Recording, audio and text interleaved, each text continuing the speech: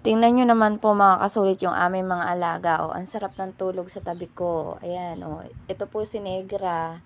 Halata niyo naman po kung bakit Negra ang pangalan niya. Ayan, tulog na tulog. Ito po yung kanyang mami, si Edsy. Yan yung po yung natira na lang namin na alagang pusa. Madami po yan dati. Dahil nagkasakit, ayan, sila na lang po yung natira.